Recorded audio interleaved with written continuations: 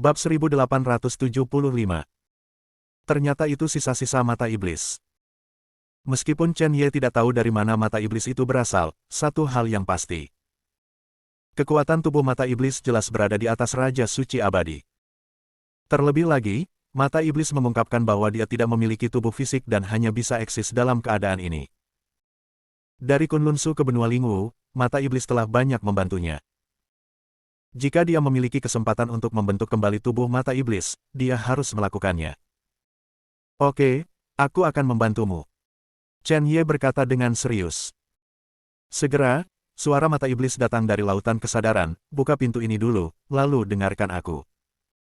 Aku tidak begitu yakin, tapi cobalah. Buka.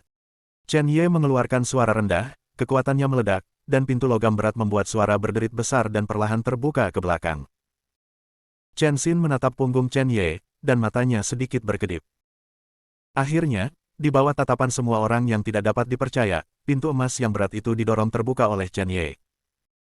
Chen Ye menarik napas dan melangkah ke gua terlebih dahulu. Karena tempat ini tentang mata iblis, dia harus memasukinya secepat mungkin. Orang-orang lainnya pulih dari keterkejutan dan mengikuti Chen Ye ke dalam gua. Xie Pingping tanpa sadar bersandar pada Chen Ye setelah melihat Chen Ye mendorong pintu emas berat dengan kekuatannya yang besar, wajahnya yang cantik sedikit memerah. Setelah memasuki rumah gua, Zheng Yuan memberi isyarat kepada semua orang untuk berhenti, dan setelah melihat pelat susunan, dia berkata dengan gembira, semuanya, larangan di rumah gua ini telah berhenti berfungsi karena usianya, dan sekarang, Anda dapat mencari dengan percaya diri. Ketika beberapa orang mendengar kata-kata itu, mereka semua menunjukkan kegembiraan. Zheng Yuan tersenyum dan berkata, kalau begitu, mulai sekarang, mari kita cari secara terpisah. Beberapa orang mengangguk dan diam-diam memilih arah yang berbeda untuk dijelajahi. Setelah Chen Xin melirik ke arah yang dipilih Chen Ye, dia memilih arah lain yang lebih jauh dari Chen Ye. Rumah gua ini dikatakan sebagai rumah gua, tetapi terlihat seperti istana besar, dengan paviliun, dan paviliun air. Chen Ye berjalan ke loteng terpisah mengikuti petunjuk mata iblis di antara alisnya. Apakah itu di sini? Chen Ye bertanya dengan rasa ingin tahu. Namun, mata iblis di antara alis tidak merespon. Tidak sampai beberapa detik kemudian dia berkata, apakah kamu melihat rak buku itu? Pergi ke sana. Di loteng ini, ada beberapa rak buku, dan Chen Ye berjalan ke salah satu rak buku seperti yang diinstruksikan. Ketika dia melirik buku-buku di rak buku, dia tiba-tiba membeku dan mengeluarkan sebuah buku kuno. Setelah beberapa saat, Chen Ye menutup buku itu dengan senyum di wajahnya.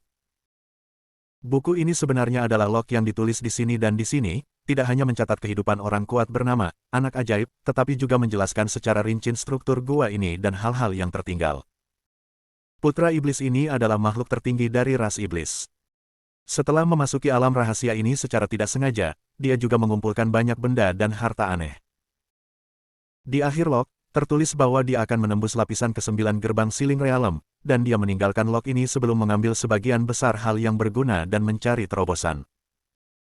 Mo Lingzi tidak begitu yakin tentang terobosan ini, karena dia khawatir dia akan jatuh secara tidak sengaja selama proses terobosan. Oleh karena itu, di rumah gua ini, dia meninggalkan warisannya dan beberapa harta yang tidak dapat dia gunakan untuk generasi mendatang. Dengan cara ini, bahkan jika dia benar-benar jatuh, beberapa orang masih akan mengingatnya, dan apa yang telah dia kembangkan dalam hidupnya akan dapat berlanjut. Setelah membacanya, Chen Ye juga sangat emosional, dan segera bertanya, mata iblis, apakah bawahanmu bernama Mo Lingzi? Ya. Sebuah suara rendah terdengar. Meskipun Chen Ye sudah siap di dalam hatinya, dia terkejut tak terkendali. Bawahan mata iblis menyegel pintu ke lapisan langit ke-9, hampir setengah langkah ke alam void. Seberapa mengerikan kekuatan mata iblis. Pada saat ini, mata iblis sepertinya jatuh ke dalam ingatan, dan berkata dengan ringan. Saat itu, iblis hanyalah sepotong sampah yang ditolak semua orang. Dia tidak memiliki orang tua, tidak ada kerabat, dan tidak ada sekte yang mau menerimanya. Dingin sekali. Aku menemukannya di reruntuhan pertempuran kuno, menggigil diterpa angin dingin. Saya tidak ingin memiliki sebab dan akibat dengan orang ini. Saya tidak pernah menyangka bahwa saat saya pergi, dia mengulurkan tangannya dan memeluk kaki saya dan meminta saya untuk membawanya pergi.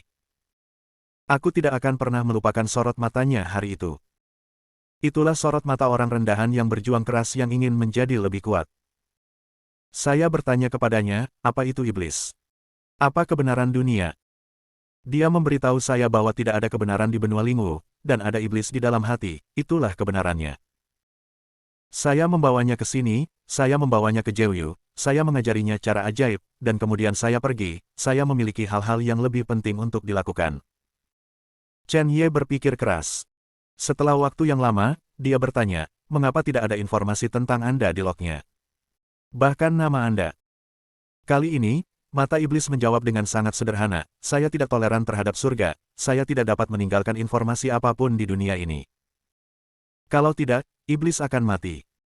Badai melonjak di hati Chen Ye. Tidak ada informasi tentang mata iblis di dunia ini. Mengapa surga tidak mengizinkannya? Begitu tak berperasaan. Apa yang terjadi di zaman kuno?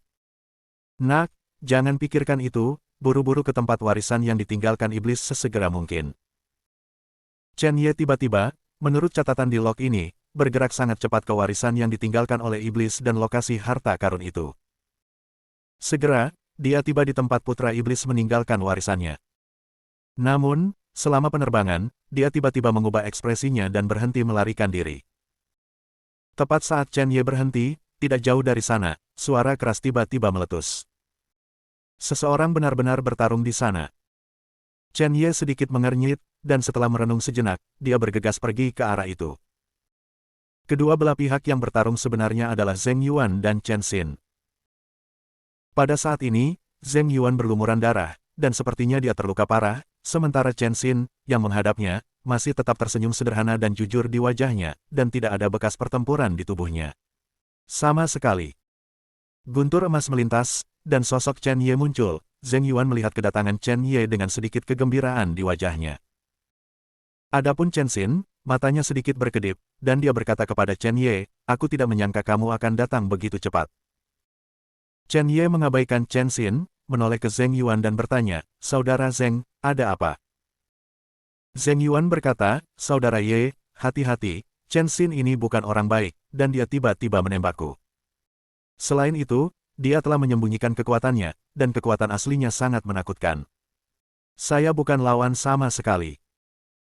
Chen Xin berbalik untuk melihat Chen Ye, masih terlihat sangat sederhana dan jujur. Dia tersenyum, kekuatanmu tidak buruk, jika kamu pergi begitu saja, aku bisa menyelamatkan hidupmu.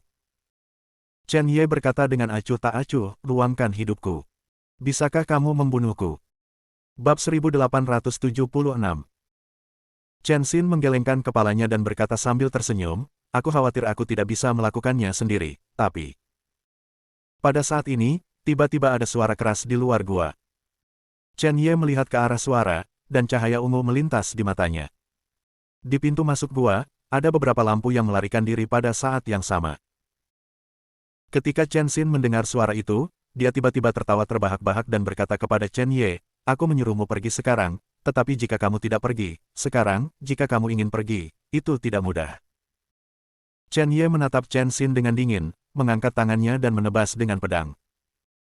Cahaya pedang yang mengejutkan melonjak, dan makna keabadian tertutupi. Makna pedang yang sangat dingin tampaknya membekukan segalanya, dan menebas ke arah Chen Xin dengan momentum menghancurkan langit dan menghancurkan bumi. Bahwa Chen Xin tampak serius, tetapi tidak panik, tangannya membentuk segel yang aneh. Sebuah fragmen tulang menggantung di depannya, memancarkan aura pucat, dan dengan ledakan keras, fragmen tulang itu bergetar hebat. Chen Xin juga mundur beberapa langkah, tetapi setelah sinar cahaya mereda, Chen Xin ini sepenuhnya memblokir pedang Chen Ye dan tidak terluka sama sekali. Chen Ye mengangkat alisnya, tampaknya sedikit terkejut bahwa Chen Xin mampu memblokir pedangnya sendiri dengan begitu mudah, dan pada saat ini, beberapa lampu melarikan diri jatuh di depan Chen Xin. Begitu orang-orang itu muncul, mereka dengan hormat berkata kepada Chen Xin, Tuan Muda. Setelah Chen Xin memblokir cahaya pedang Chen Ye, sosoknya terdistorsi, dan dia berubah menjadi pria muda yang ramping dan sangat tampan. Di dahi pria itu, ada pola spiritual yang aneh. Ketika dia menunjukkan tubuh aslinya, auranya juga naik dalam sekejap, dan itu melonjak langsung ke puncak alam ciptaan, bahkan setengah langkah ke alam bukaan bintang. Dan tiga pria yang jatuh di depan basis kultivasi Chen Xin juga sangat baik, dan mereka semua berasal dari 8 atau 9 lapisan surga alam penciptaan. Wajah Zheng Yuan benar-benar pucat dan tidak berdarah saat melihat pemandangan ini. Jelas, ketika Chen Xin menyerangnya barusan, dia tidak menggunakan kekuatan penuhnya karena dia khawatir fluktuasinya akan terlalu kuat. Kalau tidak, dia seharusnya sudah menjadi mayat sekarang. Bahkan Chen Ye sedikit mengernyit, nafas Chen Xin ini sangat kuat. Kekuatannya mungkin lebih tinggi dari Chen Feiying, seniman bela diri penusuk bintang setengah langkah yang pernah dikalahkan Chen Ye. Melihat sikap orang-orang ini terhadap Chen Xin, mata Chen Ye berkilat, dan dia bertanya dengan ringan, apakah Anda seorang kontestan tingkat atas atau tingkat atas? Chen Xin belum berbicara, seorang pemuda dari lapisan ke-8 dari alam keberuntungan memberi Chen Ye pandangan sekilas, lalu memotong pedang dan berkata dengan dingin. Pemborosan di alam setengah langkah dan Tao, berani berbicara dengan tuan muda begitu santai. Mencari kematian. Cahaya dingin melintas di mata Chen Ye, pedang iblis darah bergerak, dan cahaya pedang yang menghancurkan langit naik, langsung memusnahkan cahaya pedang pria yang berbicara, dan momentum yang tersisa tidak hilang, dan dia langsung pergi ke pria itu. Di lapisan ke-8 dari alam keberuntungan. Mata pria itu terbuka lebar, melihat cahaya pedang yang menakutkan, dia tidak bisa mengabaikan keterkejutannya, pedang panjang di tangannya menari dengan liar, dan kekuatan spiritualnya sangat aktif. Bahkan meridiannya rusak, dan lampu pedang yang tak terhitung jumlahnya dijalin menjadi jaring pedang besar, menghalangi lampu pedang emas yang menyilaukan. Sebuah ledakan keras. Pria dari lapisan ke-8 keberuntungan menyemburkan darah dari mulutnya, dan setelah mundur selama puluhan langkah, dia nyaris tidak menghentikan sosoknya dan setengah berlutut ke tanah.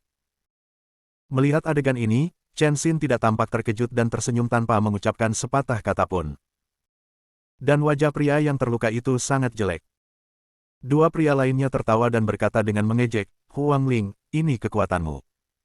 Sekarang, bahkan seorang pecandu setengah langkah dapat melukaimu dengan serius. Saya pikir Anda harus memberikan nama Huang Ling kepada orang lain, wajah apa yang Anda miliki untuk tetap berada di sisi Shao Zun.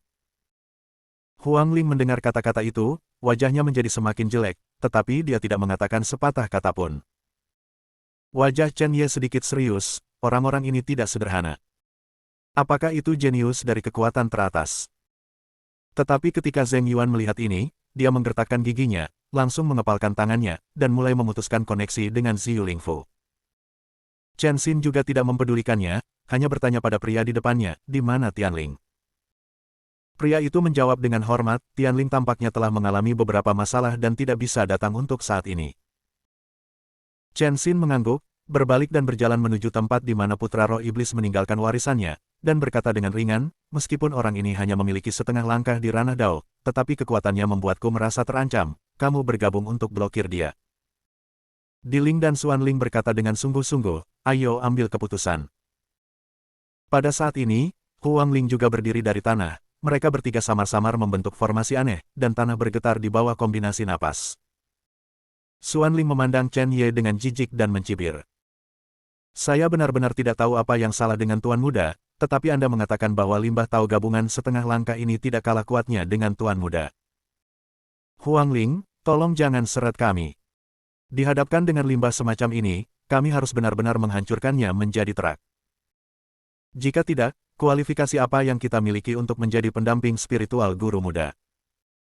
Ketika Chen Ye mendengar kata-kata itu, matanya sedikit menyipit.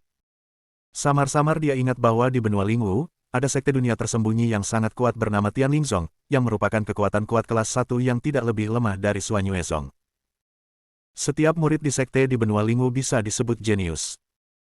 Dan di dalam sekte Tianling, para penguasa terhormat dari semua dinasti adalah keturunan. Garis keturunan misterius ini sangat kuat. Setiap tuan muda adalah generasi yang sangat berbakat, dan mereka yang menemani tuan muda untuk tumbuh menjadi tuan berikutnya adalah 4 murid terbaik di Tianling Zong, yang dikenal sebagai surga dan bumi. Xuan Huang 4 pelayan roh. Para murid di Tianling Zong menganggapnya sebagai kehormatan tertinggi untuk dapat melayani tuan muda, dan 4 pelayan roh juga merupakan keberadaan yang dapat diganti. Oleh karena itu, masing-masing dari 4 petugas spiritual akan mencoba yang terbaik untuk menunjukkan kekuatan mereka di depan tuan muda, agar tidak digantikan oleh yang lain. Roh bumi tiba-tiba menunjukkan sedikit pencerahan dan berkata, Xuan Ling, katamu, apakah itu karena Huang Ling ditebas oleh limbah ini, dan untuk melindungi wajahnya, dia sengaja melebih-lebihkan kekuatan limbah ini. Ketika Huang Ling dan Xuan Ling mendengar kata-kata itu, mereka berdua menunjukkan ekspresi tiba-tiba di wajah mereka. Bagi mereka, Tuan Muda adalah dewa. Bagaimana dia bisa dibandingkan dengan setengah langkah dan sampah Tao? Huang Ling bahkan lebih bersyukur, dan tiba-tiba berkata, tunggu, aku akan menyelesaikan pemborosan ini. Dia baru saja dipukul mundur oleh pedang Chen Ye. Jika dia tidak bisa mengalahkan Chen Ye sendirian, saya khawatir setelah berakhirnya kompetisi Dragon Rising, posisi Huang Ling akan diganti. Meskipun dia merasa bahwa dia bukan lawan Chen Ye, bahkan jika dia mati, dia akan mati sebagai pelayan spiritual Tuan Muda. Chen Ye merenung sejenak, meskipun, dengan kecepatannya, orang-orang ini mungkin tidak dapat menghentikannya. Namun, jika dia memasuki warisan dan diserang oleh ketiga orang ini dan Chen Xin bersama-sama, saya khawatir bahkan dia akan merasa sedikit rumit, dan lebih baik mengalahkan orang-orang ini di sini terlebih dahulu. Dia mengambil napas dalam-dalam, kekuatan enam dewa dan raja diberkati olehnya, dan seni membakar darah bekerja dengan sangat baik. Dia menghilang dari tempat dalam sekejap, dan muncul di depan Huang Ling.